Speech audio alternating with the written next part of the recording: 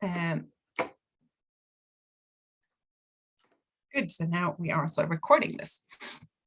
Our work is based on 4 core principles that guide all our work independently on what we're doing. And that's inclusivity, equality, curiosity, and sustainability. We are working actively with the Sustainable Development Goals. As an engineering organization, how we're doing things is often related to some of the goals, like or not how, but the what, like what we're actually engaging in is often related to water, energy, construction, and so on. But the reasons for us to operate is, of course, to end poverty, to decrease hunger, to increase well-being, and education, and so on. And we're very keen on always working in collaboration with other organizations that can complement us and where we have a complementary role to play. I'm not going to go into detail in what we're doing in our sort of work, but as I said, we have worked both in Sweden and internationally. And in Sweden, we are working to prepare or to influence the Swedish engineering community to contribute to a sustainable and inclusive society. And internationally, in our international projects, we are implementing sustainable engineering projects to improve access to basic services. Not sure if the next slide, yes, it gives some more information about international projects. So to the right here, you see the countries where we are currently active, of which Tanzania is one. And today's event is also focusing on Tanzania. That is where we also have the most activities and the longest history, I would say. And what we do is that we carry out projects to improve access to basic services, meaning water, energy, and so forth, but also the infrastructure for education and healthcare. And as you can also hear by the name, the sort of our specialty is that we use our engineering knowledge and competence to contribute. I think that is, yeah. And I was also going to say some words, just as this project is, or this event is focusing around improved education for girls and women. I also just want to give you an example how we are working with that topic outside of this event, because mapping events is quite new to us. We as an organization have had one before, and we're really also, like, as an organization, looking forward to learn more about how to practically work with mapping from the other co-organizers here. But we have engaged, and we are engaging quite extensively in education projects already. For example, we do have this one partner organization in Tanzania with which we're working quite extensively in the Karagwe district, so northwestern corner of Tanzania, basically. And there we're working on multiple levels so that we are both facilitate teaching and learning at primary schools by improving the water access, water quality, and sanitation, focusing on water access to start. We're also working with digitalization in secondary schools, introducing computers in secondary schools, and we are contributing to the extension of a top-level secondary schools to also allow for the whole path from better primary schools all the way up to university studies, potentially, to open up the doors for higher education. That was the short introduction of Engineers Without Borders Sweden. And have you sorted out your computer problems, Janet? Yes, I have. Good. I can see you twice now, so that's good. Yes. Right. So I'll stop sharing then and hand over to you. Okay, I'm just starting my screen now. You can rely on Zoom to stop working when you most need it, can't you? Or do you want me to find your presentation and me being the sharing the screen so that you only need to speak? Would that make things easier for you? I think it's coming up now, so okay. Hopefully that will be great. So just to welcome everyone again, and if you are an experienced mapper, then I did share the where we're mapping, so you can get started if you want to. So I'm going to share my screen now. Can you see this? Yes, it works. Great.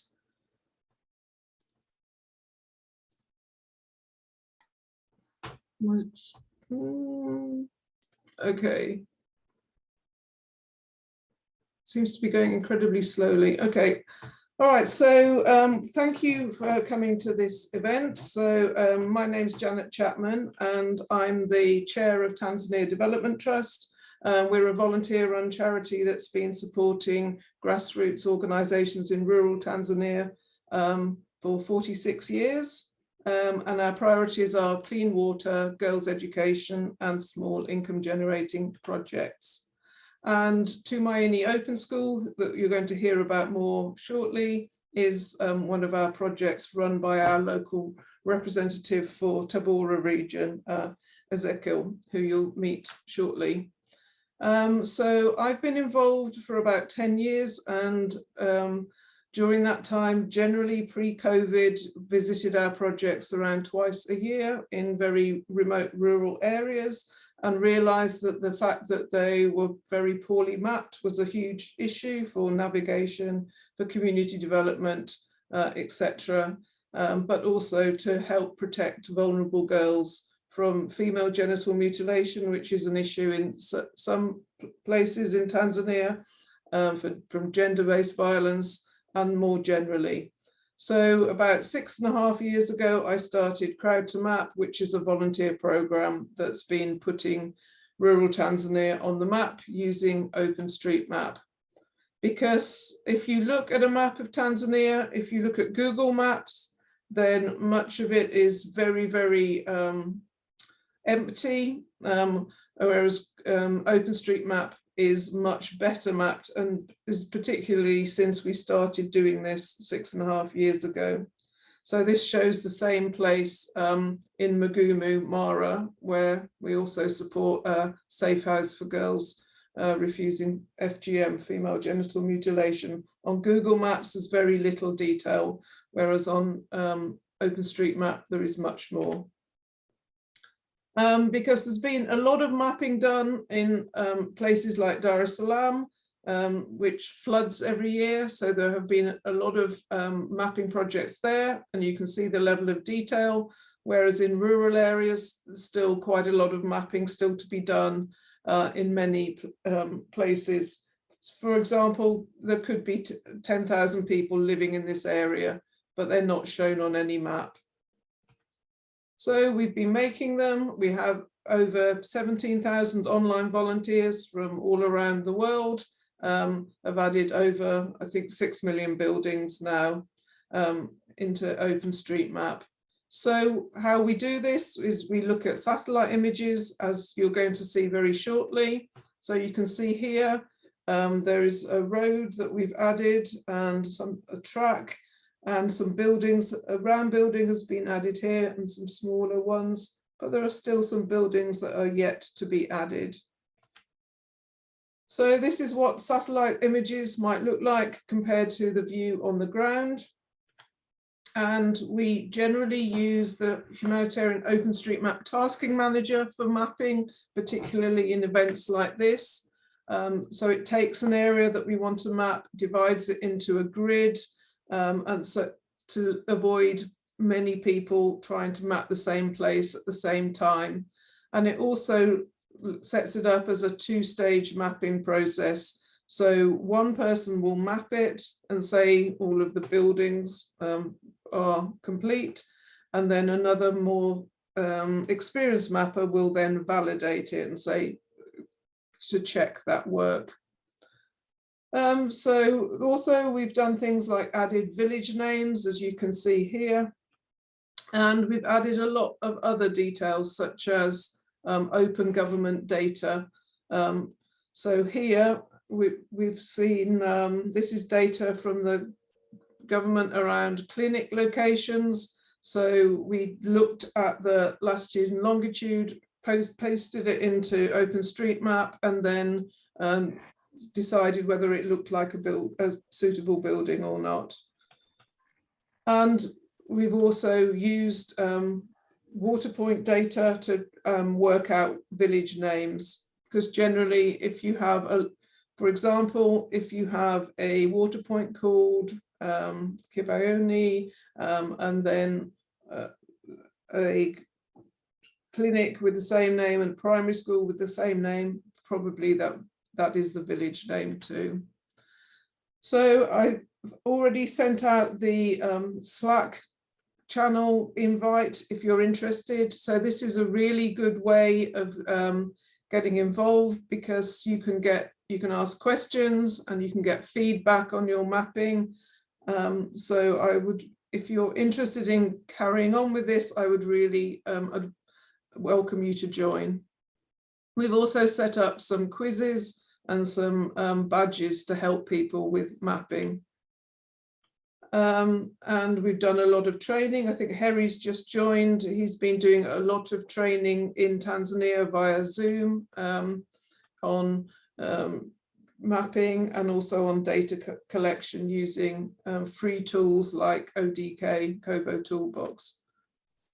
So that was about the remote mapping, but more importantly, we've also been training people on the ground to add their local knowledge. So here you can see some people adding, just behind them here is a water point, and so they're adding that using a free app called Organic Maps. And this is a great app because it works offline. So you download it, download the map of Tanzania. It's brilliant if you're going traveling, but also you can add places, and then once you're back online, it will upload them. And it's really good for using as to route yourself to get to a particular place. So for example, we've done a lot of work with the police in particularly in Mara district, where FGM is a big issue.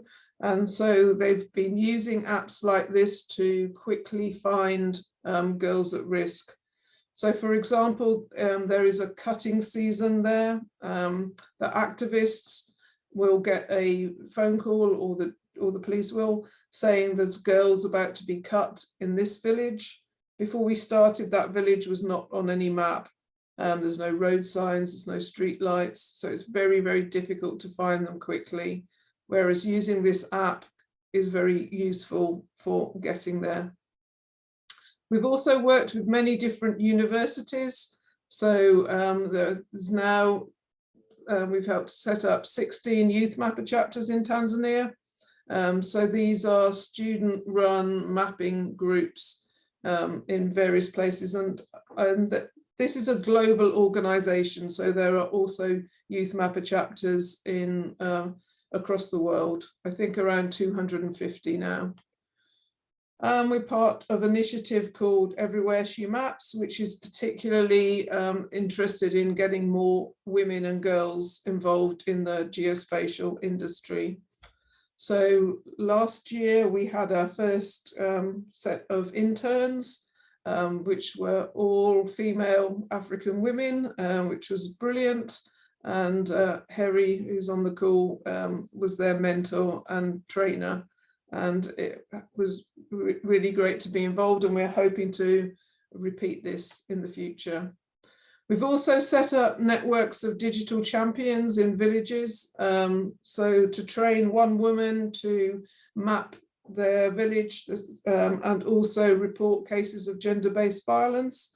And here people are seeing a map of their village for the first time and working out what is still needing to be added. So we're going to be using OpenStreetMap. If you haven't used it before, it's like a Wikipedia for maps. And if you haven't already set up an account, if you go to this site, that's where you do so. It's based on local knowledge, it's community driven, it's not owned by anyone, it's owned by the community. People use it for many different things, such as doing hiking, skiing, many areas of interest, but also for humanitarian purposes. This is a bit very out of date now. I think there's over 7 million users now, and it's like a Wikipedia for maps, and can be used for business, communicating ideas, community development, etc., as well as humanitarian aspects. So particularly it's used for after things such as flooding, earthquakes, and hurricanes. And here is how you create an OSM account if you haven't already done so.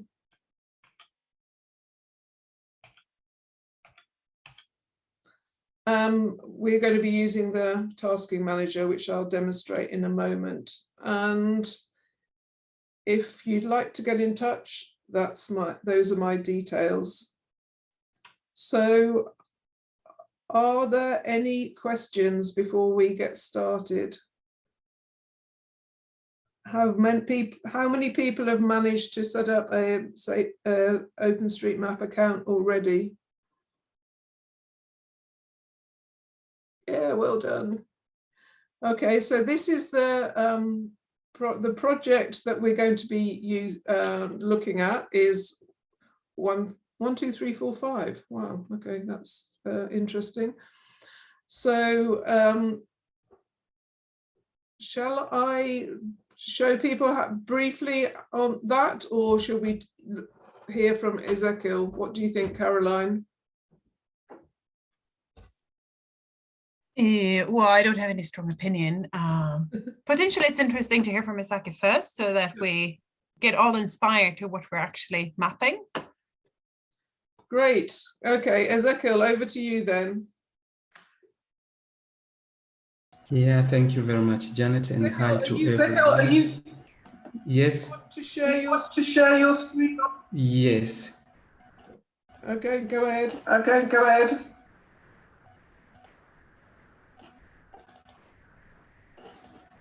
Okay.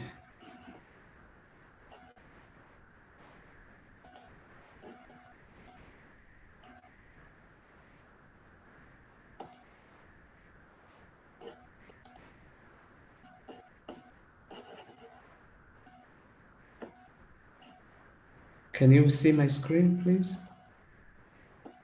Yes. Hello? Yes, we do. Yes, we do. Yeah, we see it. Yeah, thank you very much.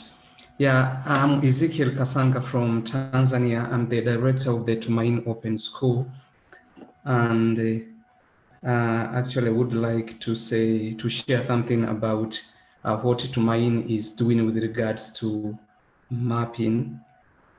And I would say a bit about what is Tumaini Open School. Actually, Tumaini Open School is, I can say, is an inclusive and stigma-free learning center, which has been established in the region called Tabora in Tanzania. And what we are doing is just to give the second chance to teen mothers who are outside the public school system. And basically, our focus is to make sure that they regain the basic education, and our focus is on secondary education. And for now, actually, we are setting the sustainable facilities and materials, includes classroom, library, vocational rooms, and the other facilities which are important for the learning of these teen mothers.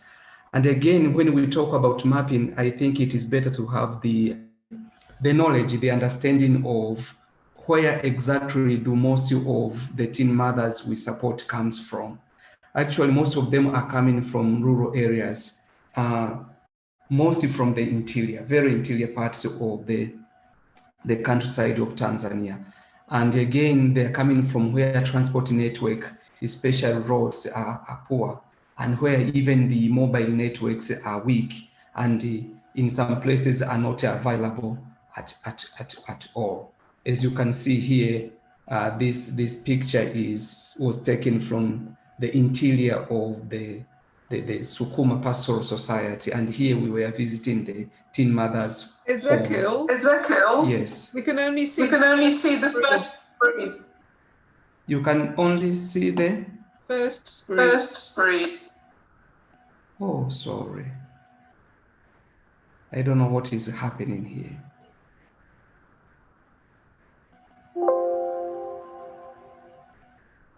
We see Still not the same problem? Yeah, we see the PowerPoint with the small ones at the sign. Mm-hmm. Like not the presenter view.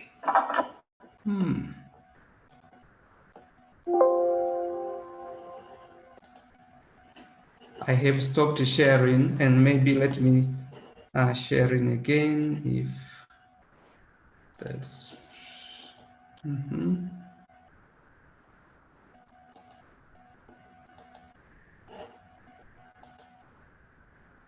Can you see? Can you see it now in full? Yeah, now we see a slide. Can you see it now? We see raise a helping hand for the girls. Oh, sorry. Maybe if I can share with you and you can share from your screen maybe.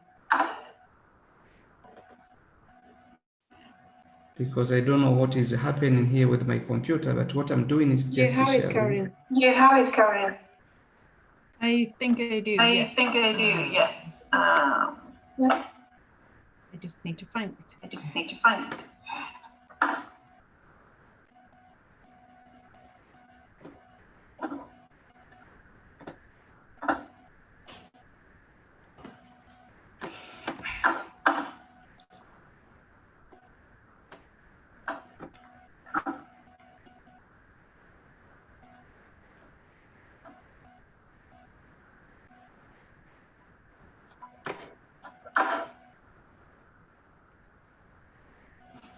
So, do you see it now?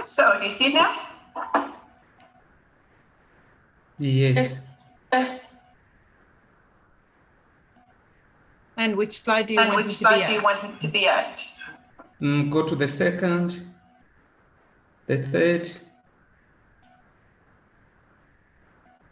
Next, please. Yeah, there you are, okay. And again, I'm seeing like there is a small thing showing loading. Anyway, okay, so that is what I can say with regards to where these teen mothers are coming from. I was saying that they are coming from the interior part of the country. And next, please. Next. Yeah, as you can see, yeah, thank you very much. And again, with regards to the mapping, actually mapping is very important to us because it helps us to understand the walking distance, for instance, for each teen mothers who are attending the Tumaini school.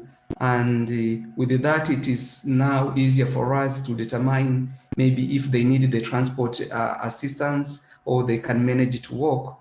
And again, with the number of families to be visited, for instance, every in one trip, maybe per day, or in I can say in one trip or per day. For instance, if we pay visit to the parents of these teen mothers, because you know, when these teen mothers attend classes, most of them for now, because we don't have facilities to for taking care of their babies, they leave their babies at their homes. So with that, we needed to pay regular visits, even to see how their children are doing. And sometimes we go to the village to have the meetings with the parents of those teen mothers. And again, with the mapping, actually it becomes easier for us to determine even the walking distance of these teen mothers from their home to the schools, and even for those girls who we are not saving them, and the walking distance from their homes to let's say to the water sources and the other essential social services. So with the mapping, it is easier, for instance, to know if they are walking maybe 2 kilometers or 5 kilometers from their home to those places, and even the availability of health services, because with mapping, it is easier to know the number of healthy facilities available in those villages, and even the catchment area of each and every healthy service. And again, it is even the issue of determining the risk of these teen mothers. For instance, if they walk very long distance from, let's say, their home to the school, again, you can know how risky becomes for them, because most of them actually get raped when they are going to school, for instance, or they are going to fetch water, or they are going to get those social services, including the medical ones. So with that, when you map, it is easier now to know that exactly that maybe these girls, they are walking 10 kilometers from their home to the place where they get the medical service. And even for budgeting, for instance, for us as Tumaini School, the mapping actually process help us in budgeting.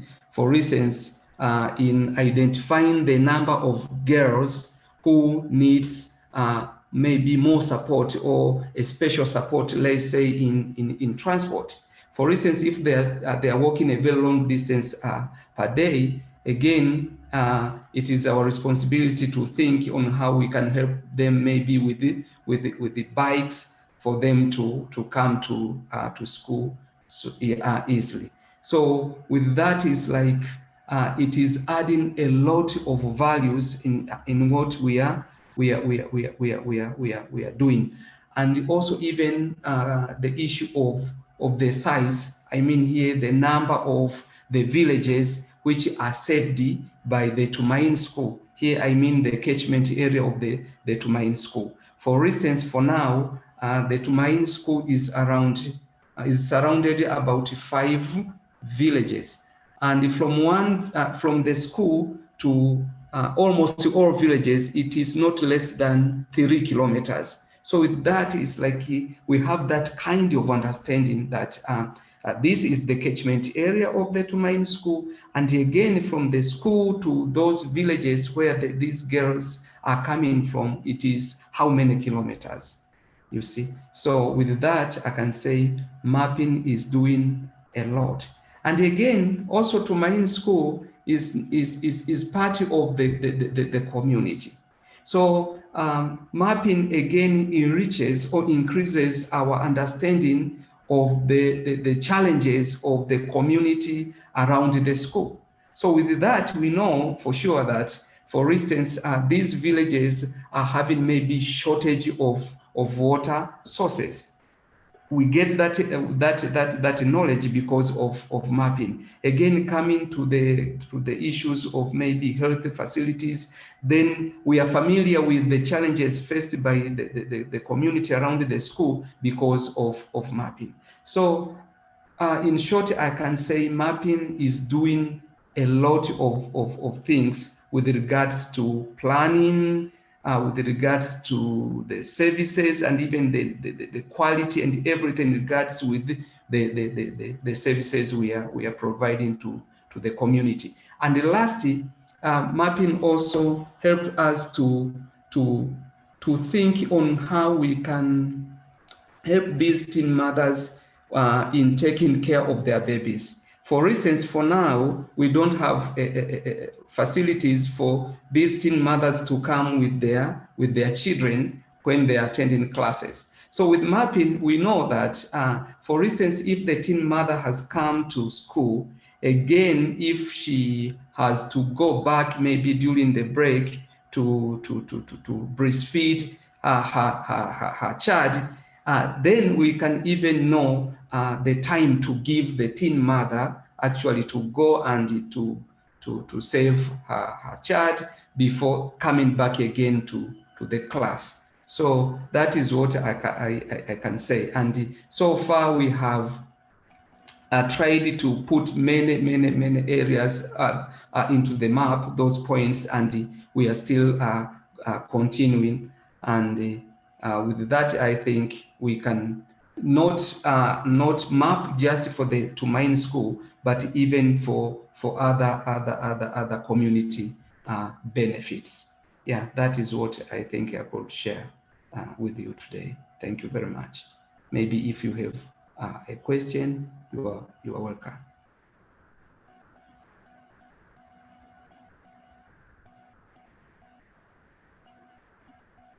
Thank you very much. Thank you very much.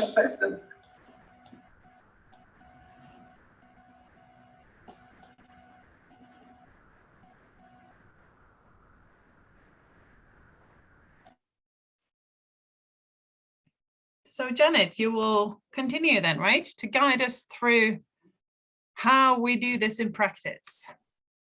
Yes, so for people who haven't done this before, and I'm aware that there are some very much more experienced mappers than me here, like Nicole. Yeah, she has a question in chat. Yes, and I'm suggesting to her that she's probably a better person to answer that than me. So I'm happy to do this, Nicole, but if you would like to, that would be great. Sure. What would you like me to do? Do you want to just demonstrate getting onto project 1, 2, 3, 4, 5, and getting started with that? Yeah, sure. Let me just organize my screens really quick. Okay, and I probably have to make you co-host. So there's a question about Ezekiel. I don't know if you can see the chat. There's a question for you about the Yes, let me check. Is the school independent funded or is facilitated by the government? Yeah, thank you for this question. Actually, the school is independently funded. It is not facilitated by the government. It is owned by the community-based organization called the Tumaini Education Initiative. And I believe it comes under adult education as an open school, doesn't it? Right. Okay, so are you okay, Nicole? Yes. Let's see if I'm okay. Yeah. Can you see my screen? Yes. Okay, so you just want me to walk through the tasking manager and how to open a task, and this is an ID or? Yes, in ID right, for people getting started in mapping. Let's see how I can do this. Okay, so folks, you can see my screen, yes? Yeah. All right, cool. So when you go to the task, you will see a screen that looks like this. This is the tasking manager. So you first want to make sure that you are logged in. You can see here that I am logged in by my name here. But if not, you want to log in, and then if you already have an OpenStreetMap account, you want to make sure first that you're logged into that, and then you can basically authorize the tasking manager to use your OpenStreetMap login, and then you'll be logged in like this. So let's see. Yeah, so I think this is, you'll see it here, the instructions when you first come in. So it is really important to read the instructions because every project is different and has different requirements. And the most important things to look at are the types of mapping. So you can see here that this is a buildings only task. So we're only going to be mapping buildings today. And the next question or the next thing to look at is the imagery, which I should have been looking more closely. This answers my question. You can see here which imagery that you will use. However, if you are a new mapper, you will be using the browser editor, which is called ID, and you likely won't have to worry about the imagery because it will load automatically. This becomes more important when you start using other editors that might not necessarily load the imagery. Okay, so let's just look at the page here at this map here in the middle. So you can see here that there are different squares, different colors that mean different things. So the white squares are ones that are available for mapping. And the blue ones are ones that have been mapped, and the mapper has said that they are finished mapping that square. And that means that they're ready for validation, which is when a second or third person comes in and checks the quality of the mapping. If someone checks the quality of the mapping and says more mapping is needed, you'll see that those squares become yellow. We don't have any yellow squares on our project at the moment. And then once everything is validated, that square becomes this green color. So those are kind of like the important ones. And you can see here the locked button. That means that there is a mapper in that square. And that is so people don't get stuck on the same square together. The tasking manager makes it really easy to map large areas simultaneously without overdoing other people's work. So when you come here, I'm just going to first change my editor to ID. If the ID is set as a default, unless you change it yourself, so it probably will say ID for you, but maybe just check. And then you want to click on map a task. And that will bring you to a page like this. Also, maybe someone can monitor if there's questions or anything if I'm going too fast. Yeah, it's okay for now. No questions. Okay, cool. I've somehow lost the Zoom meeting. Yeah, sorry. All right, cool. Yeah, so just raise your voice, please.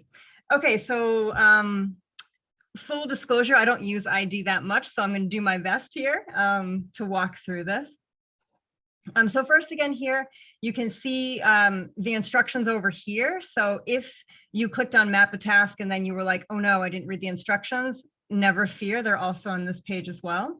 And let's see if we can find something to map here. So I'm moving around by left clicking, and you can see this little hand comes up and kind of moves me around. And then I'm using my scroll button on my mouse to move myself in. And sometimes this loads a little bit slowly because it is browser based, so it depends on your internet connection. Let me see here. Let me just check something. So this says I'm using Mapbox Satellite. Let me see.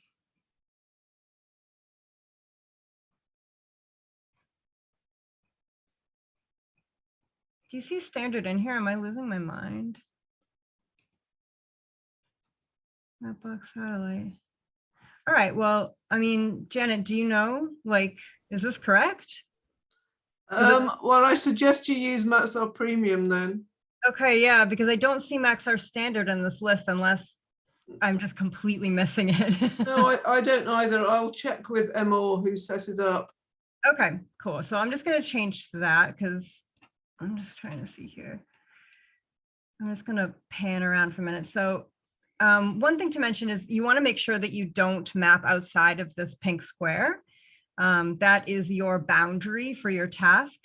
So if you map outside of that, there's a chance you will run into another mapper, which can make things a little bit more complicated for people that are validating. So I'm just going to scroll first around this square just to kind of get a feel of the landscape. See what it's looking like. Okay. All right, so it looks like maybe just this area here is where all the buildings are.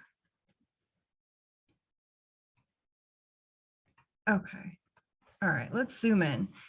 When you're using ID, you want to make sure that you zoom in very far because ID has a special system to it where, because it's browser based and it can easily crash, it only loads stuff up to a certain level. So if you haven't zoomed in enough, there's a chance you might map buildings over other buildings, which we see a lot.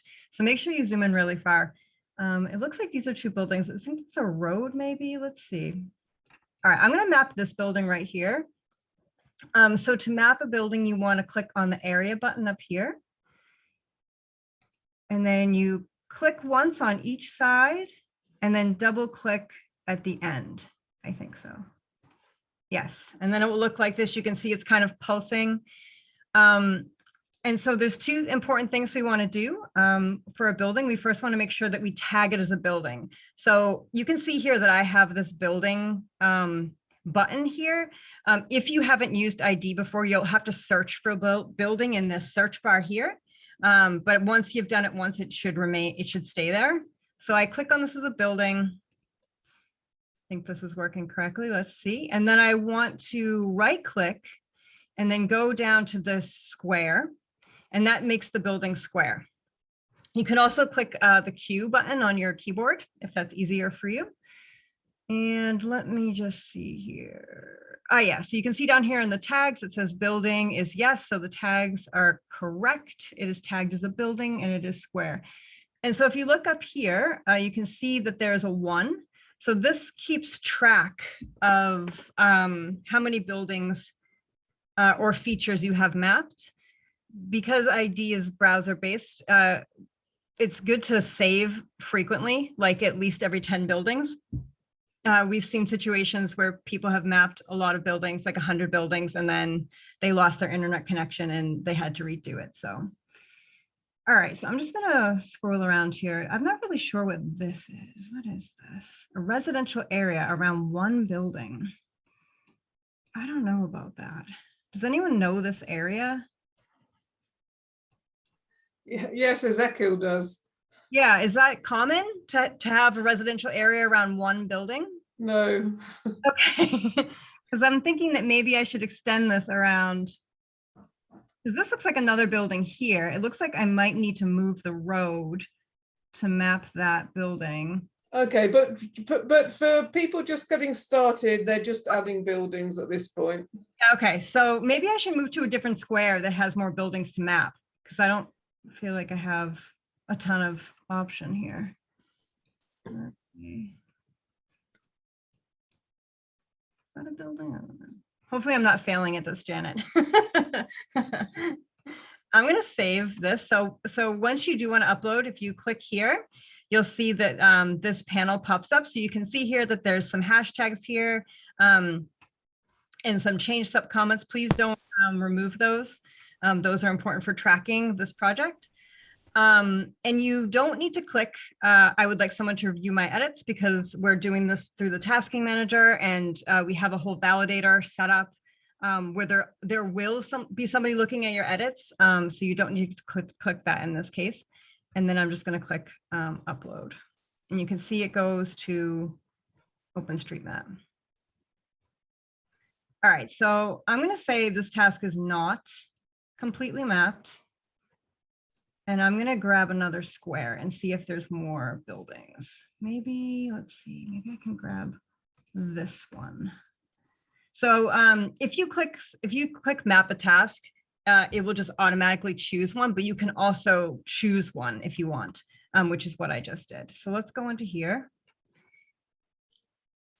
Let's see. Looks like maybe my screen has frozen. Oh wait, I opened it in JAWSM. Oh my God, so sorry. 1 second, folks. Let me close out JAWSM before. Well, while you're there, Nicole, you could just tell people what JAWSM is, because if people want to get very heavily into mapping, then probably they would want to look at that.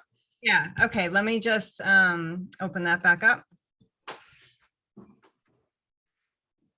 Just give it a second. Can you see it like loading or? Yeah. Okay, cool. I wasn't sure if I shared my whole screen or just a tab. All right, so let me just let that load for a second. I have way too many plugins, which is why it's taking a little bit of time. Okay, so let me just do this again. So I'm going to say no, and I'm going to, let's grab this one here, and you can see down here my editor's JAWSM. So I'm going to map this task. And you're going to say, oh no, what happened here? Oh, everything's fine because it just opened in JAWSM. So if I go to JAWSM here, I first need to add the imagery, which I believe, interesting, standard isn't here either. I wonder if something's going on with. Yeah, maybe.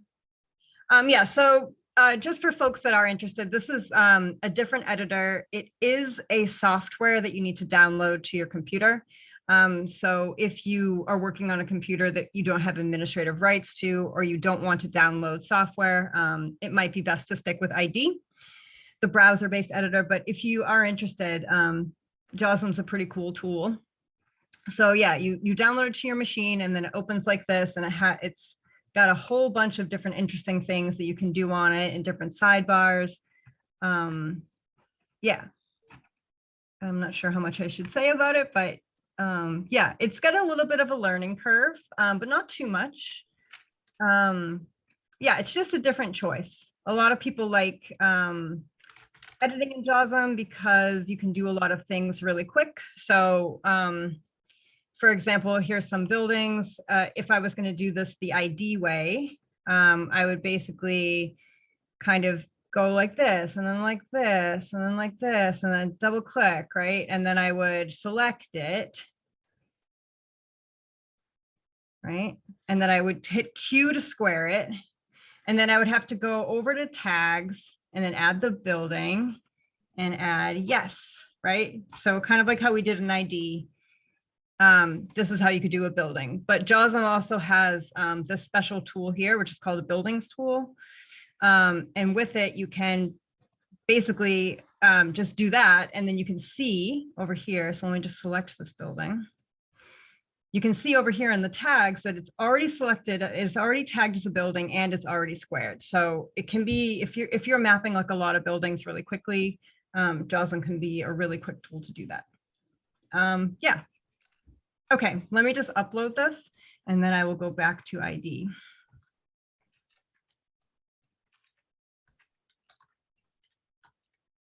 All right, I'm going to quit JAWSM. I'm going to say, no, it's not completely mapped. And let's go over here this time and see what's over here. So, all right, let me make sure that I have this set to ID. All right, here we go. Let's see. Pray for some buildings. Okay, let's see what's in here. The trouble is that quite a lot of the buildings have been added already. Yeah, I see that. Well, let's just scan this area and see if we can find some.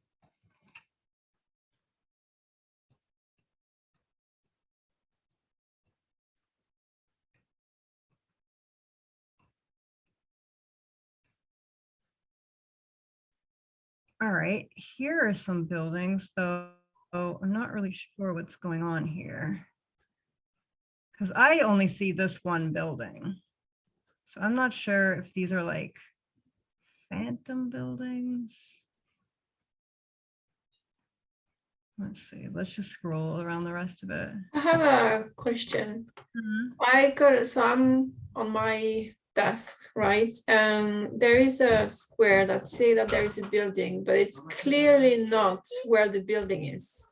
You know, like it's because I changed to the one that you had. What's the? You mean sort of like on my screen as well? Where like it's Maxar Premium, so I changed to that. And no, go away. And then the map, the square of the building is really not where the building is. Do you want me to share my screen or? Yeah, that'd be great actually. So I think it's an offset. So perhaps Nicole, you can show about that. I'm kind of wondering because instructions. Yeah, I think you mean. Here, for example, you know, there is one building here, one there, and one there, but this is more like 3 apparently, and the building is more, yeah, like elsewhere. I'm kind of wondering because the imagery is supposed to be Maxar standard. I wonder if like half of this project was mapped with Maxar standard, and now we're mapping in premium, so everything is okay. So should I just leave it then? I don't know. Remap the house, like the building where it clearly shows like there's something. Do we know, Janet, do we know like the project manager of this? Yes, I've messaged him, but he hasn't answered yet. Okay. But he did tell me previously that there were some issues with this area. So I'm thinking that perhaps I might suggest a different project instead. Yeah. Because of this one does seem to be have some issues, but it does at least allow us to see some of those, what some of those issues are. So I'm suggesting that we look at 8777 instead. I'll put that link in. So perhaps that might be a bit more straightforward. Let me share my screen again. So do you want to have a look at that one instead? Yeah, 8777, you said? Yeah. All right, this one here. Okay, let's see how it goes. All right, so max our standard again. Let's see. Let's see. Yeah, I wonder if there's just a general issue with max our standard. That's yeah. Okay, let's see. All right, let me choose somewhere nowhere near anybody. Okay. Choose ID, map this task. Oh, it's because I didn't unlock the other one. 1 second. Adventures in mapping. Okay. You said 777. 8777? Yeah. Oh yeah, there we go.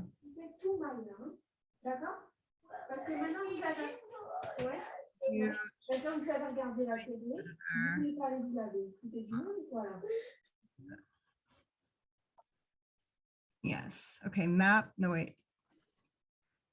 Map selected task. Let's see here.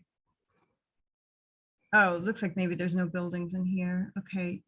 Please use Maxart imagery. Let's just see here. Yeah, there's only premium, but I don't think there's any buildings in this task anyways, but let's just make sure. This looks to me. Oh, wait, no, I just need to zoom in. All right, let's see what's down here. Okay. It looks a little bit better. I'm not sure what this is, but. I think No, but someone's messed that up, haven't they? Because it's not even marked as anything, so that definitely shouldn't be there. Absolutely. Okay. Let's see. So let's delete this feature. Okay. But these, oh, here's another one. Let's delete that as well. But this looks not so bad. This also looks not so bad. Right. Maybe I can just move this a bit. If you see a building that's slightly off, you can also hit the M tool on your keyboard to move it just a little bit. This, I almost wonder if it's like a pen, like an animal pen, because it doesn't look. You said Ezekiel. Wait, is this a different area? Yeah, this is a different area. Oh, bummer. I thought that. Okay, but this looks like a building here, right? Oh, yeah, I think that brown thing is a animal pen. Yeah, it looks a little bit like not very circular, if you know what I mean. Okay, but I think that this might be a building, right? Let's see. All right, check it as a building. So if people have any questions, please do feel free to ask either in the chat or unmute yourself. Please, let me just move the chat over there. Okay. All right, I'm just gonna go over here. Someone told me recently, I was actually helping a beginner mapper with ID recently, and I realized that like I barely knew how to use it. And so somebody told me on Slack like how to do a bunch of these short keys, like how to rotate the building. I can't remember now. I think it's H maybe. Let's see. Here we go.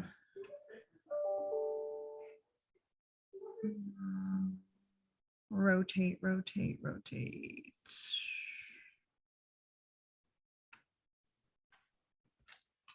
I don't know.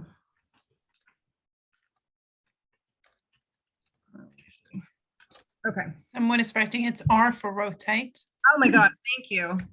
Yes. Thank you. Okay. Me being a complete beginner, I don't even get it to become a building. Like, how did you even make it a rectangle?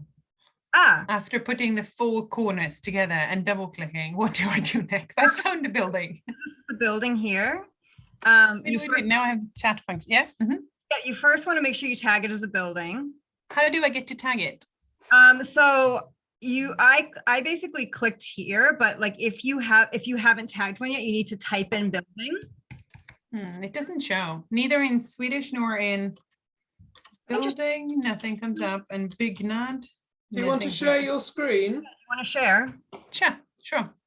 Let me stop mine for a second. So, do you see my screen now? Yes. So this is why I found a building here, or something that I think is a building. So I made the four corners like this, double clicked. Yeah, can you right click on it? Right click on it. Oh, there we go. Oh. And it seems like I got a Swedish thing. Byggnad, nothing, and building, nothing. Hold on one second. Is your set in Swedish? I think it is. It's it came automatically in Swedish. Oh, that's cool. I didn't know. Okay. Okay, can you click anywhere that isn't that building first? Yeah. Sure. And then right click on the building again. Mm-hmm. Interesting. So if I just do it all from scratch, then I delete. Okay, so this I think looks like a building. So I was picking. Oh no, that's the thing. So you want to choose the one on the right, which says Område. Omrade. Yes. An area. Yeah. Mm-hmm. Area. Okay. Yeah. And then I go like this. Double click. And then click again on the last. Yeah. And There you then go. and then you made it a more perfect shape than I managed to with some First click the building there on the Okay. left. Yep, there you go. And then go back over the shape and right click it. And then that. square. I see. Or Thank you. You can choose the key. You can also hit the Q key on your computer if you're more of a short key kind of person. Oh, that I will forget. It's better I learn when the way how to get there. Thanks for helping. Yeah, of course. Before you stop sharing, if you right click on the building again. Yeah.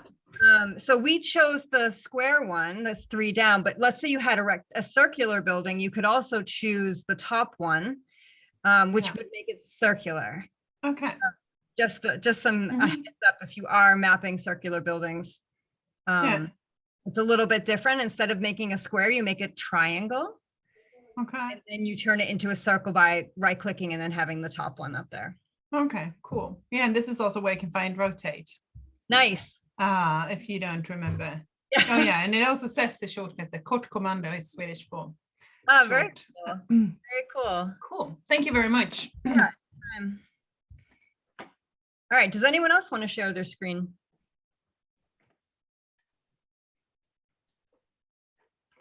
So, but generally speaking, if finding things that I think are just misplaced, even if just a little, should I, generally speaking, just let it be, or should I move it? I would probably move it. But So Nicole, if going back to my screen again, for example, this Nicole, one. maybe you should show them about changing the offset. Yes. Let me see if I can do it in ID.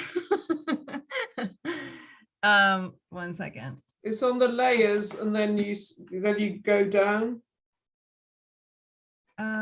Okay, so I'm in layers, so I see backgrounds, then I see overlays, display options. Oh, imagery offset. Okay, let me share my screen and let's just see how terrible this is. Thanks for bearing with me. Thank you. This reminds me that I need to use ID more, clearly. Okay, let's try this out and see what happens. Okay, so I go into the layers, I go down to here, imagery offset. So drag anywhere in the gray area to just adjust the imagery offset. So if I drag in the gray area below, oh, I see, okay. Interesting. It's difficult though, because you can't really see, like, how do you make this bigger so you can actually see what you're doing? Ah, there we go. Okay, so let's just say I came into this imagery and it looked like this, and I was like, hey, something doesn't seem right. I could use the imagery offset to move this around and get back where I want it to be. So you can see here now that those buildings look much better. Yeah, so that again, that's in the layers panel here. And then you scroll all the way down. It's the very last thing. It will look like this, and you'll need to click the little caret. So yeah, if you do have an imagery offset, as I have just learned, it's good to have your building in the area you can see before you try to make the imagery offset. How was that, Janet? Yeah, brilliant. Thank you. Super. I'm wondering if this is a building or maybe a tree. Be a building. All right, this is a good time to show a circular building. So for that, I think, let's just see if this is right. I believe you make a triangle like this. Make sure you tag it as a building. And then right click. Perfect. Look at that. Circular building. Excellent. All right, I'm going to continue moving around my square. See if I can see any other buildings. I'm going to move this over a little bit with the M key. This might be a building as well. Let's see, it's quite dark in there. Oh, also maybe I can then show you. If you go into the layers again, you can also like play around with your imagery. So this doesn't actually change it. It only changes it in this instance. So don't worry, you're not going to like upload this in any wrong way. But yeah, this, if you're really having trouble seeing the imagery, you can also play with this and see if that makes it any clearer or not so clear. All right, this looks wild, but I think that might be a building. So I'm gonna draw it. Again, clicking on each corner, double clicking on the last, making sure I tag it as a building, and then making sure I square my building. All right, so I have 7 buildings maps. So I'm just gonna upload these. Let's just see. So you can see down here what I've done. You can see at first I deleted those 2 lines that weren't buildings, and I modified a building. I created a building. So that can be kind of cool to see what you did. If you have any warnings down here, please raise your hand. We can go through them together. Some things ID has blockers on it. If they consider it like not fit for uploading, they won't let you upload it. So you'll see some kind of like warning down here and you'll have to fix it. And then some things are not necessarily so bad that you can't upload, but you still will get a warning. But it's kind of best to go through this on an individual basis because I can't remember at the moment which things cause errors and which things cause warnings, unfortunately. Okay, cool. Also, I find this really cool about ID actually, is that they have ways to connect with other people, which is really great if you're just getting into OpenStreetMap or getting into disaster mapping. Like it can be cool to like get involved in these Twitter communities or these Telegram communities and get to know other people. Okay, so let me see here. What was I doing? I was mapping, that's right. Okay, let me move around a bit. Any questions in the meantime? I do have another question. Yes. I have a square here and I'm moving around it, and as you already know by now, this is my first time mapping. So if I don't find anything more here, should I consider this as completely mapped, or should I, as a beginner, sort of believe that I didn't find everything and leave it open for somebody else to have a look at it?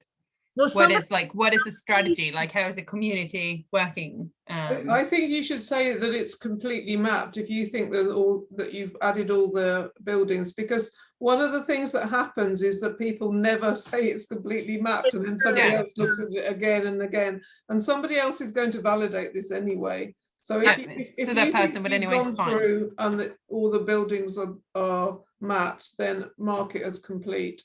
Mm-hmm. Yeah. Okay. And then Maria has a question. She can't save her edits. Yes. Hi. Hi. Do you want to share your screen, Maria? Yes, yes. Okay. Let me just stop sharing. Yes, okay. Can you see my screen? Yes, I can. Okay, yeah. So it looks like we have one building. So what happens when you try to save? Nothing. I don't get an error and I don't get to upload it either. I wonder if it's to do with this this cookie banner. What is this Eventbrite thing? This one? I don't know. What is that? Which one? It says Eventbrite Delar Din Scram. Oh, that only means that she's sharing her screen. Oh, it means yes. It's a message when I share my screen. Okay, can you try double clicking maybe on the save? Let's just see. Go up to the save. I tried different things. It doesn't work. And then when I exit, like I created more buildings and then I exited and I lost them. So nothing happens. I mean, I think I have seen this happen if your internet is a little bit wobbly. Let's just check and make sure the building is everything is fixed on it. Like if you click on the building and then can you click on building there? Yeah. Okay, click on it again. Yeah. Okay. I added yes. Yeah, building is yes. Okay, that looks good. And then if you right click on the building and then just make sure it's squared. Yep, looks like you squared it. So everything looks good. Huh. Yeah, and if I go here, it says that the Reddits look fine. Yep, that looks good. Okay, let's try clicking on it again. Let's just see on the save button. And I also tried the shortcut. I feel like I've seen this before, and I think that sometimes ID just glitches out. Maisie said that it happened to her. She had to just close the tab and reopen it. Yeah. Yeah. I did that several times already. Do you want to try doing it like with us watching and just see if we can figure it out? Yeah, so it just exit, right? Yeah. Yeah. And then I'm here. This is my square. For zoom mapping, that's really interesting that it's like it thinks you're still in there. Yeah, try a new square, says someone in the chat. Yeah, let's do this. Map selected task. Let's just see. Yeah, that's interesting that they think you're in another task, which you are. Oh, okay, they took me in the same area. That's another problem. Like you mentioned that there should be a purple line around my square. Yeah. But there is no purple line. Zoom out a bit. No, you're totally right. Yes, and like this location is exactly the same location with the previous square I chose. Can I ask, like, what browser are you using? Google Chrome. Okay, that should be okay. I feel like I was reading in Slack somewhere recently that somebody was having this problem as well, where like they didn't have boundary. Yeah, no boundary. That is odd. Yeah, it doesn't matter how much is the I honestly suggest restarting Chrome. Yes, probably.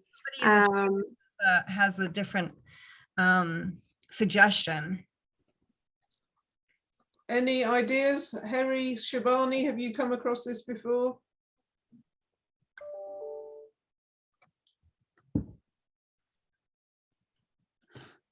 Okay, I could start again, but I have one last question. There's someone commenting in the chat about that. Hold on. I just opened a new tab and a new square. Interesting. Yeah, that's really unfortunate. It's the first time that you tried to map. It's not very promising. No. Okay, I could try again. Yeah. Thank you very much, Maisie. Yeah, I mean, I'm kind of the school of thought of like restart, not necessarily your computer, but like at least the browser. Yeah. Okay, I have one extra question, if we have time. So here in the background for this exercise, we work on Maxer. Is there any reason that we can't use any different backgrounds? Because in some parts, like there can be like a better quality or clarity in the background? So you can use another imagery to check it. Like, let's say you're having trouble seeing something on the imagery that we're mapping on, you can load another imagery and look at it. But it's important to map using the imagery that's listed for the project, because then everything is aligned to that imagery. Okay, so it's project based. Every project has its own Oh, sorry, go on. So every project has its own background. Yes. Okay. Yeah, Okay. and that should be consistent for the entire project. Mm-hmm. Otherwise, the validators will be like ripping their hair out because they won't know like what something is mapped to. Okay, so it's just for reference point, so everyone has the same. So it's not like you're not allowed to look at other imagery. You can definitely look at it. You know, sometimes Bing imagery is older and you can see things like from the past almost, you know. You can definitely look at other imagery, but make sure when you're actually drawing the building that you're on the imagery that is chosen for the project. Okay, I understand. Yep. Thank you very much. I will stop sharing my screen now and I will try again. Okay, yeah, please let us know how it goes for you. Yes, I will write in the chat. Thank you. Yep. Any other questions?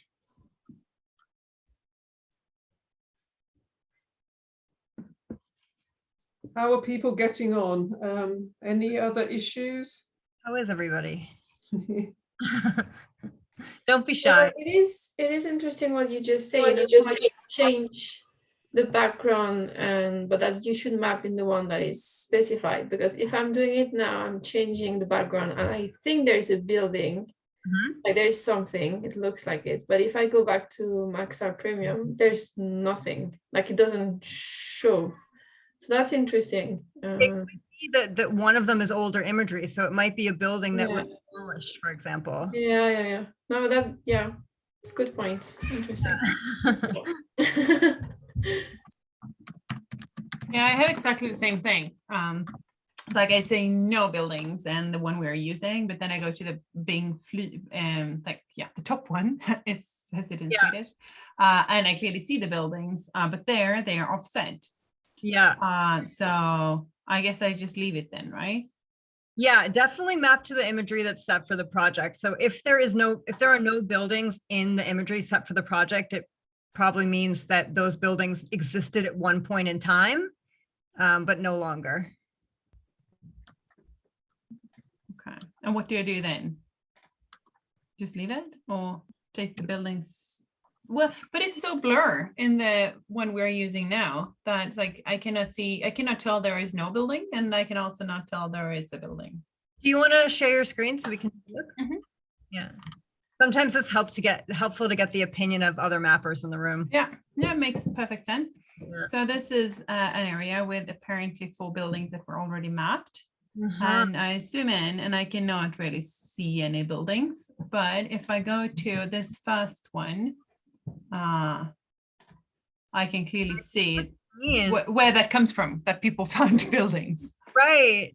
Maybe what we can do is look at the history of the buildings, because maybe those were mapped a long time ago. Let me try to remember how to do this. Go back to, it was premium that I'm supposed to be using, right? Yeah. But if you click on the actual building, can you click on the building and let's just try H. Can you hit H on your keyboard? Oh, and it's all in Swedish. Congratulations. Okay. I didn't do the setting. It came automatically. Not necessarily a history page. No, it's help. Because I know there's a way to find history in here. It's just going to take me a second to find it. Could be, no. Overview, Simon. Map data. One sec. If anyone knows how to find the history here, please feel free to jump in while I search around. Shivani or Harry, any ideas?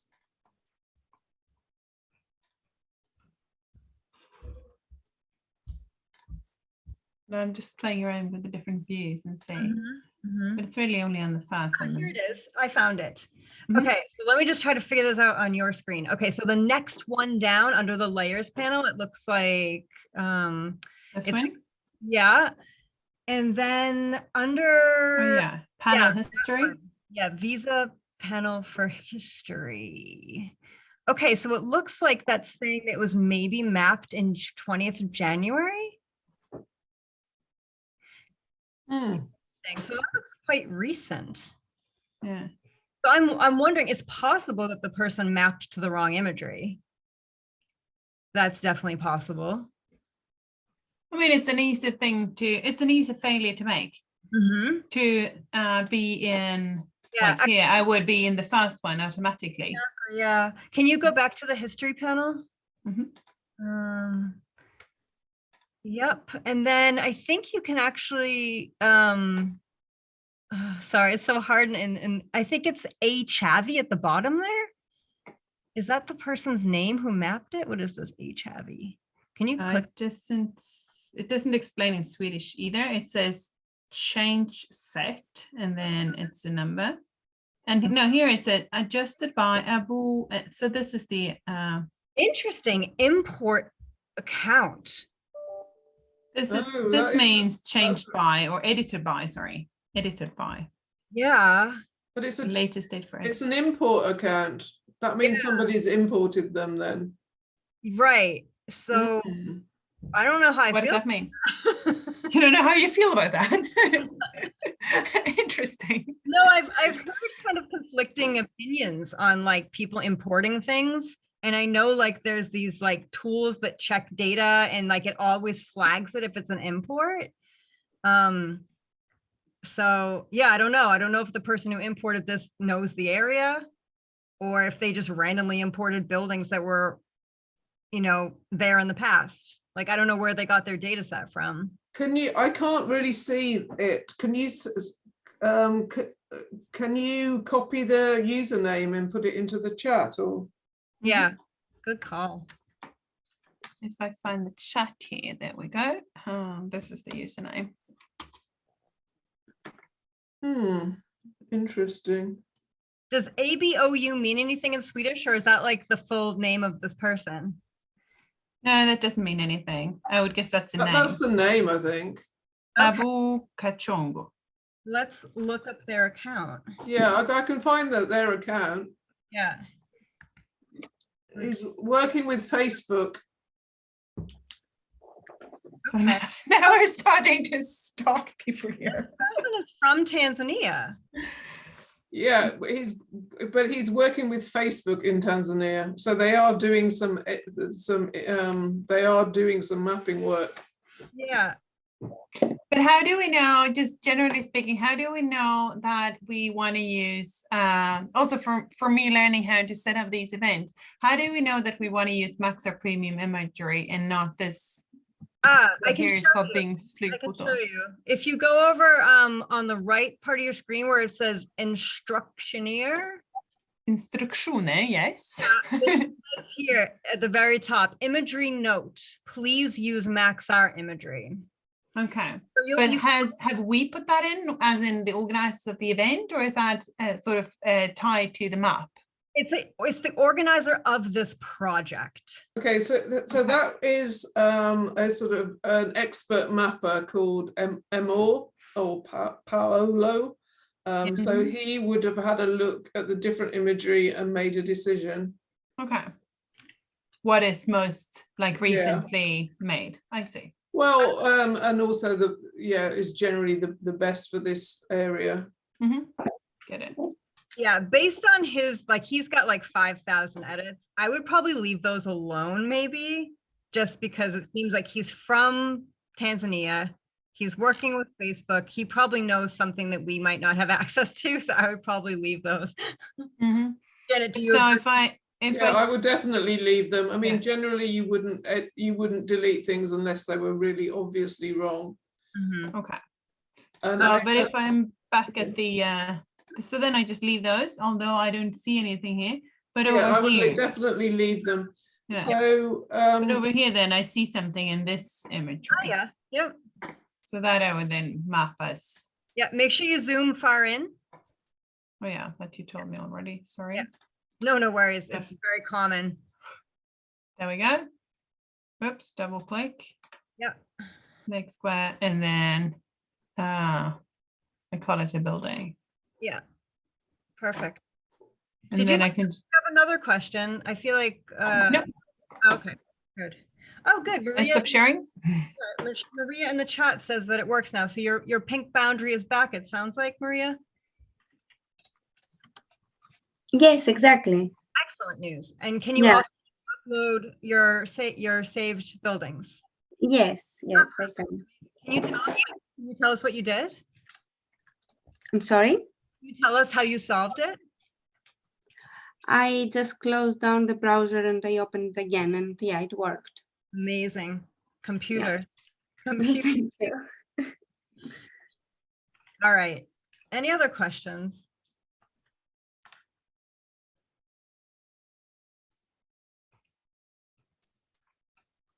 All right. Well, then, I guess I will share my screen and continue mapping until we have any other questions. I mean, maybe you'd like to talk briefly about Trufi? Yeah, sure. I can definitely. Because there's a lot of engineers, so they're probably interested in that sort of thing. Am I still sharing my screen? You are. Yeah, okay. So I can basically go to our website. So I work for a very small NGO called Trufi Association. We are based in Germany, but we actually have people from all over the world. And we actually started in Bolivia, not officially, but unofficially. So our president, Christoph Hanser, he was visiting Bolivia from Germany, and he was really interested in the transportation there. Because in Germany, everything is like very by the rule, everything comes on time. There's like a sign that's digital that has the time everything's going to arrive. And he found being in a place that had informal transportation really interesting from a transportation perspective. And so he thought it would be really interesting to make a journey planner, an open source journey planner that could also be used in cities that have informal transportation. So transportation that doesn't have set stops. You know, it's the type that you wave and you flag it down and then you get in and then you knock on the ceiling to get out. Doesn't have like set schedules and is often like privately owned. So it's like people that own their own vehicle a lot of the times. So that's what we do. We make this journey planner that's open source. So anyone can go to our GitHub and fork this journey planner and then customize it for their city. So they can change the language, the colors, some of the features they can also change. And yeah, that's what we do. And it's pretty interesting. And we're always looking for volunteers. If you're interested, I can show you.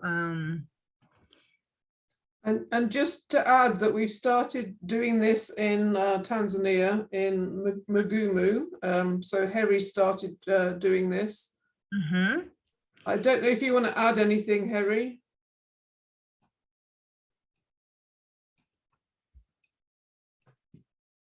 I'm just going to, in the meantime, I'm just going to put the volunteering page in the chat. Yes, do. And then we also have a volunteer interest form if you're interested. It goes directly. I think he's dropped off anyway. Okay. Yeah. So basically, we're really interested in mapping public transportation, whether formal or informal, and helping communities build their own journey planners. So we have a lot of folks write us and say, this looks cool, I want to build it myself. And so people basically, you know, get mappers together in their area and they build these journey planners basically by themselves. And we help them out as much as we can. We are primarily volunteer. Since September, there's 5 people that work part-time, one of which is me. So I manage the volunteers. But yeah, so it can be a little bit chaotic and take a little bit of time sometimes. Like, for example, Janet and I are working together to have a public transportation webinar for the youth mappers. And it's been taking a little bit of a while to get together because everyone on our side is volunteer. So we have to work around their schedules. Many of them are students and in school. Yeah. But yeah, if you are interested, please reach out. There's pretty much something to do for any kind of skill set. Because we are primarily volunteer run. So yeah, that's us and me. Yeah, it would be pretty cool to do something in Wanza at some point. Zach, I don't know if you'd be interested in that eventually, perhaps in collaboration with IRDP.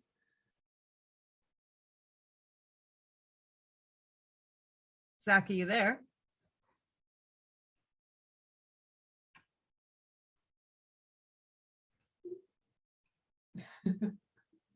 Well, it looks like he's there, but maybe he can't Maybe he speak. stepped out. He's like making dinner. Maybe. Yeah, I've been thinking because we have quite a few mappers that are involved in Trufi in some way. And Yeah. some people have a lot of information in their brain and other people are like, how do I do this? I'm not really sure how to map public transportation. And I'm kind of like in the middle. Like I've done a little bit of it, but I still have like a lot of gaps in my knowledge. And it's also very different depending on which country you're in. Like for example, in Germany, we map the place where the bus stops on the street, and we also map the waiting platform where the people are waiting.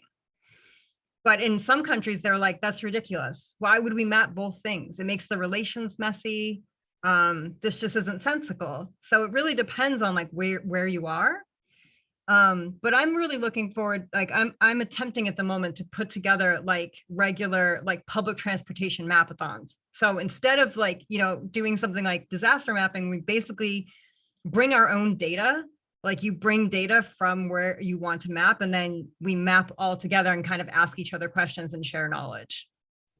It's kind of what I'm working towards.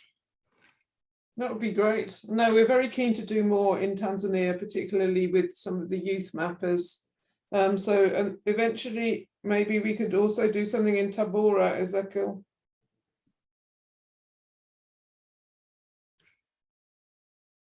I'm into it. Good. Yeah, Okay.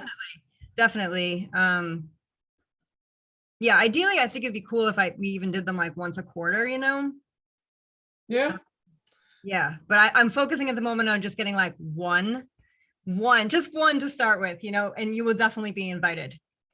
Thank you. If anyone here is interested in coming and learning about mapping public transportation, you are also welcome. Thank you. Yeah. Thank you. Am I allowed to break in with a question to my mapping again? Of course you are. You want to share your screen? I'll stop sharing. No, it's a more general one. If I think I found all the buildings in a square. Yep. But there is clearly, it's clear that not all the paths, walking paths, or even a small road potentially is mapped. Do I then consider this as completely because we're doing buildings only? Yes. Yeah, okay. Thanks. Yeah. A lot of stuff like paths are often done by local mappers too. Because sometimes, like especially small paths that go between the buildings can be really difficult to see from satellite imagery. So I think that's why, especially if it's in a like forest area or absolutely. But here are definitely paths. They can tell that there are paths that are not mapped, but I just skip them like anyways then as we're doing buildings. So that task is. Yeah, I try to follow the instructions of the task as like closely as I can. I know that some people like will add roads in buildings only tasks, like if they feel like they're advanced enough to do so, but I tend to be pretty by the rules. I do live in Germany after all. So I tend to follow the instructions pretty by the book. But good question.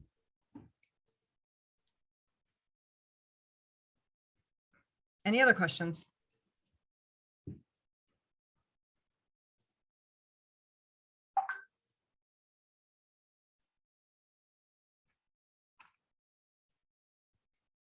Does anyone want to share their screen and map a building?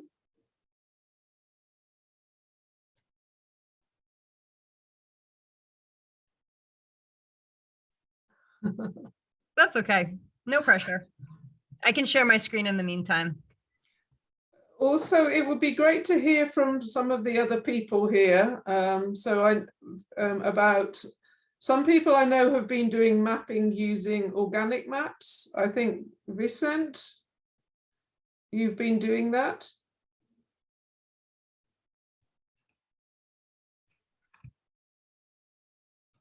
Do you want to say anything, Vicent?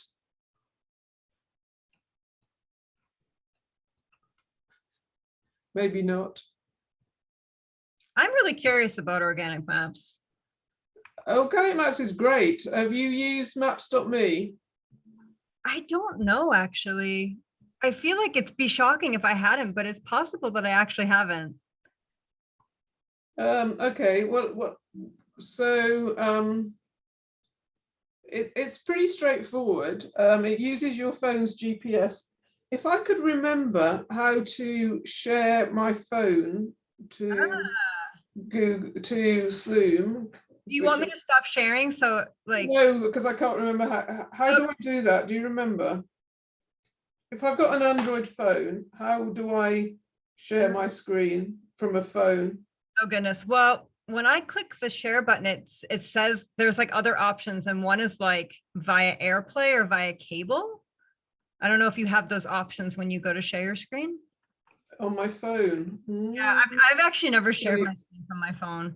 No, unfortunately, Harry's dropped off because he did this last time, and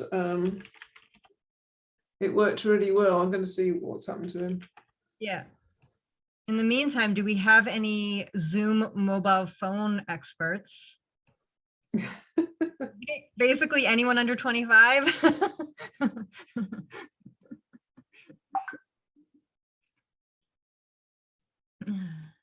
I think this is also like an animal pen over here. This looks like an animal pen. Yeah, okay.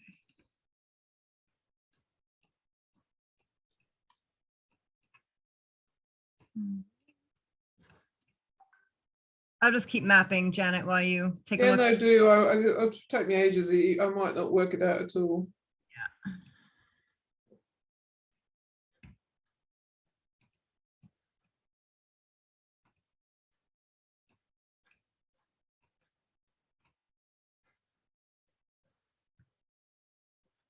Recording in progress. Oh, goodness. That sounds potentially good.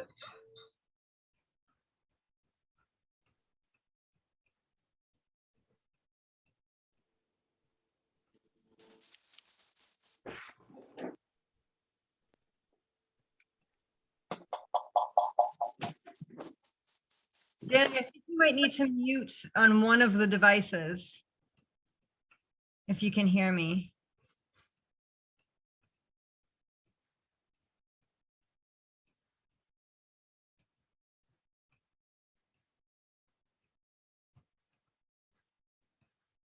Yeah, this looks like something I can delete. Yes, delete this feature. Oh, I see something in the chat. Okay, good. Janet, did you want me to stop sharing to see if you could share, or I guess you'll let me know. In the meantime, I'm just going to keep looking around here. Let's see here.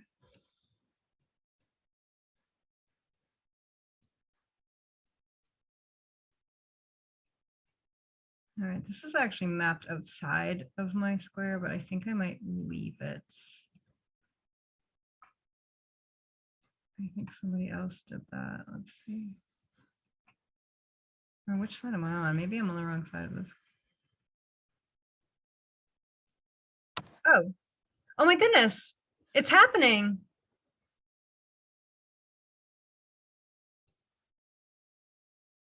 Hi. This is probably not going to work at all. I can see it. I can't even find organic maps now. I mean, there's lots of feedback, but I definitely can see your screen. I can't even find organic maps.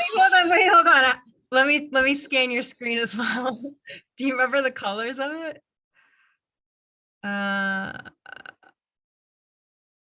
Organic maps, what color are you? There it is. Super. Okay. Thanks, Vince. I'm not sure if I can speak though. Yeah, I mean, you kind of sound like you're in an auditorium. Not so bad. So basically, it uses your GPS. So this is where I am. Yeah. So, and then I can, right, I can add a place to the map. So I'm actually here. Yeah. And I choose what it is. Oh, cool. This is actually, I probably should have started talking, typing. Oh, okay, good, stopped. I thought it was gonna like spiral out of control with the feedback there. This looks very user-friendly. Like it's very pleasant to look at.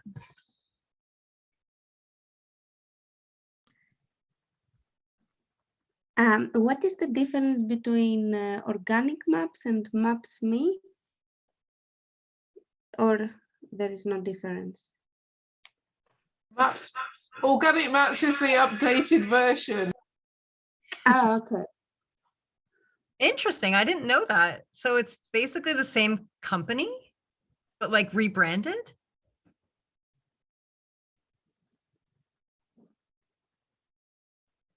I feel like there must be a wiki article on organic maps.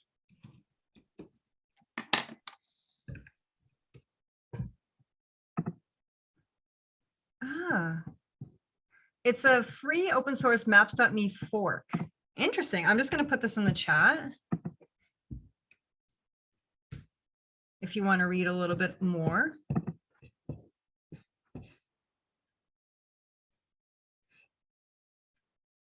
Oh, look at that.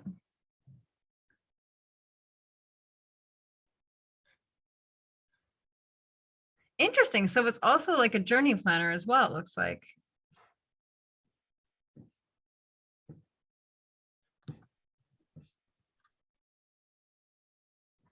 Okay, so it says Organic Maps is developed by some of the original creators of Maps.me, is legally registered in Estonia.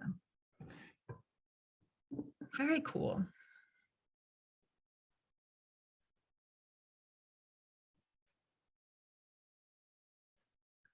Okay, so I see. So basically you link your OpenStreetMap account to it, and then you can make changes, and then it uploads it directly to the OSM server, it looks like. How nice. Thanks, Janet. Yeah. You've inspired me to download it to my phone. No, I think it's really great. We started using it instead of Maps.me because nice. there were some issues with Maps.me. It's much better. Cool. I'm doing now as well. I went to the Map and Chat happy hour, the Map and Chat Mappy hour out of Asia Pacific, and they gave a demo of it in one of their rooms, but I was interested in a topic in a different room, and so I missed that one. So it's nice to be able to see it despite missing it at that event. So thank you. Welcome. Any other mapping questions or organic maps questions? I have a question regarding OpenStreetMap. Like right now, it seems that there is this platform, and like you can find, as a mapper, you can find projects that they already exist and then contribute to them. Is it an option also to create your own project from scratch? On the tasking manager, you mean? Yes. Yes. I mean, you could certainly, I think you probably have to get approved as an organization or something, but certainly we could do that. Put you in touch with the right person that could set one up for you, yeah. Okay, so you can do that as an individual. It needs to be done. I think they generally want you to be registered as an organization, but if you look on the tasking manager, there are a lot of organizations on there. It shouldn't be an issue. Okay, thank you. Where were you thinking of mapping?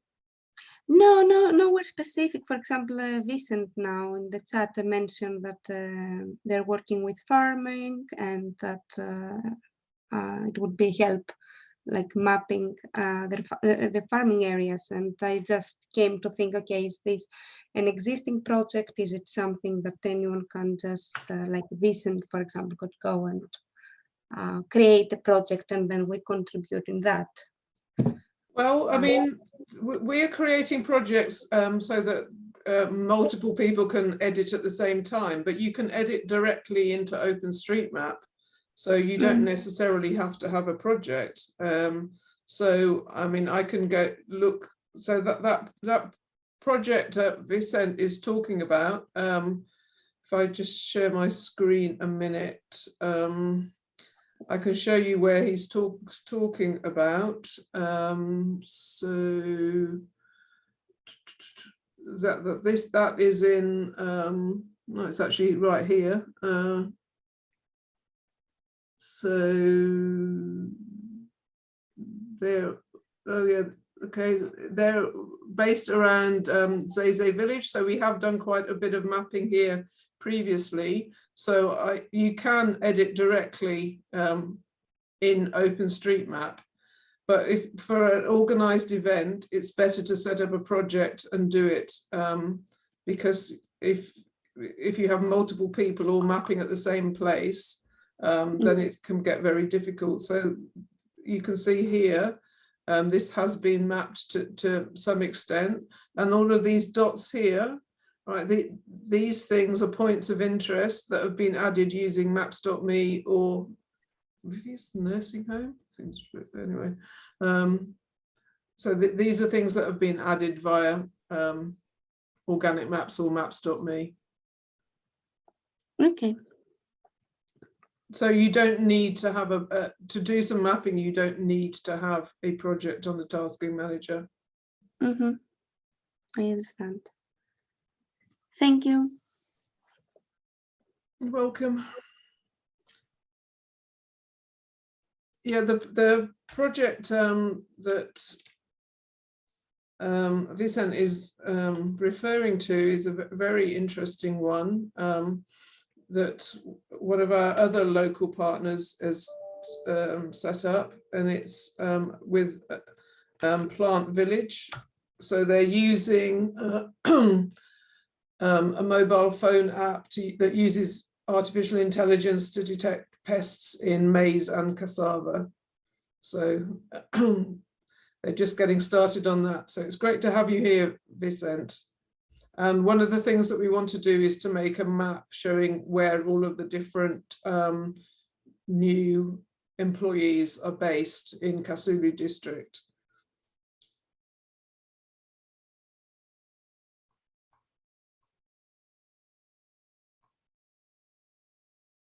So one of the things we'll do is probably set up like a web map, something like the one that Harry did for health centres, which I think is on here. No, it isn't.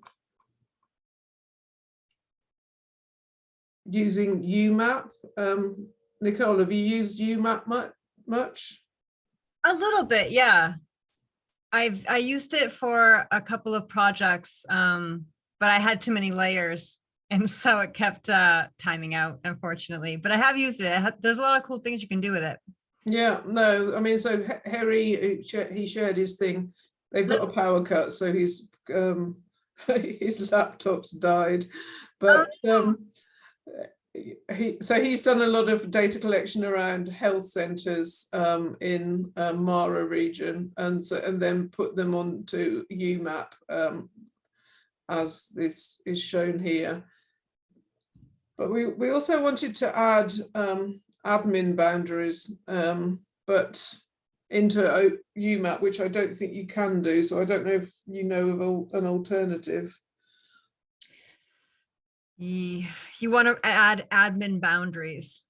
Yeah, so when we're doing one for the Plant Village map, I wanted to add the which ward each person was in. And I don't think you can do that on UMap. Is there a reason why you're using UMap because the data is so instant? Like, is there a reason why you're not doing like QGIS and then exporting? No, you could do it like that. Yeah, I mean, I guess like kind of one of the benefits of UMAP is that it's like you can pull it from the Overpass API, so things are like really in time. That's one of the advantages, and the disadvantage if you are pulling too much data, which was the case of my project, and so I ended up moving over to Map Complete instead for that project. But yeah, it's an interesting question about the administrative. I don't actually know, like, I think if you didn't need to have something that was web-based, it might make sense to put it in QGIS and make yes, it probably would. Yeah. I just thought it might be easier to zoom in and so on with UMAP. Live web page. Huh. Have you considered like writing an OSM diary entry about your project and asking for suggestions from the community? No. I mean, I have written OSM diary things before, but not about that. Yeah. So just to I'll just share my screen. So if you're getting into mapping, it's really a good idea to add something to your profile, your OpenStreetMap profile, like I've done here. And then you can also, so GPS traces is also quite a useful thing. If you're traveling around, if you're doing a hiking trail or something, you can do that. And then diary, so this is, I mean, I've added a couple about, you know, crowd to map in the past. And yes, it would be a good idea to do that.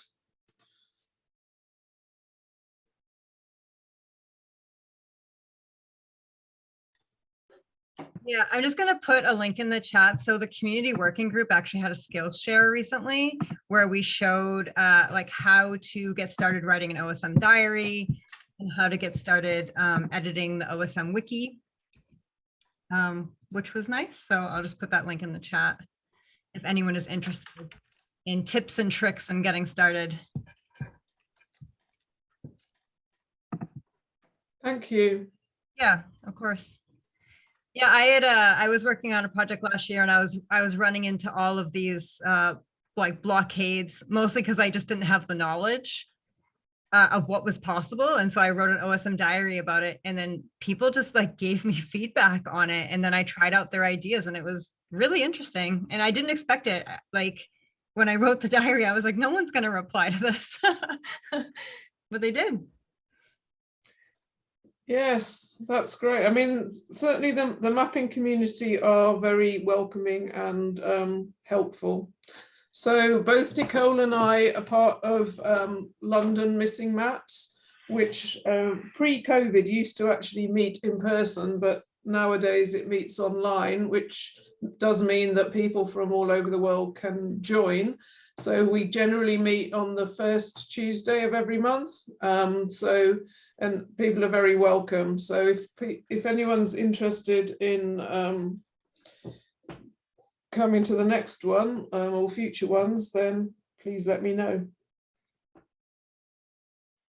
Thank you very much. I'm getting all into it here. Oh, good. Like can't stop searching for those little squares on my screen. Yeah, so nice. As I said before, this was my first time trying to map. I think I mean, obviously still a beginner, but have learned a lot and also learned how easy it is to get started and yeah, to start contributing and how easy it is to do little or much in a session. And as I said in the beginning, it's also an aim of AVB Sweden to sort of see how we can utilize both this as a way of engaging people in our work, but also to, oh, I should turn on my camera when I'm trying to speak. There we go. Also to see how we can utilize mapping in map areas where we are working for both the benefit of the people on the ground, of course, but also for the benefit of our projects and knowing what like the around this area around where we are working actually looks like. So it's really cool. Thank you so much for teaching us all this. We're really, yes, thank you, Nicole. really glad. Yeah, and all of those of you setting it up as well. We are coming to an end, so unless people like of the event, of course, people can continue mapping until midnight if you like. Now, as we know how it works. Personally, I'm going to go put my kids to bed. Do we have any questions, like for either, for anybody who knows more, any general questions on mapping before we sort of call it a day? I will circulate the slides and the recording to people who signed up. And then if people have questions and follow up, then please get in touch. And if you're interested in getting mapping, I would recommend joining the Slack, and then you can ask questions and get feedback and so on going forwards.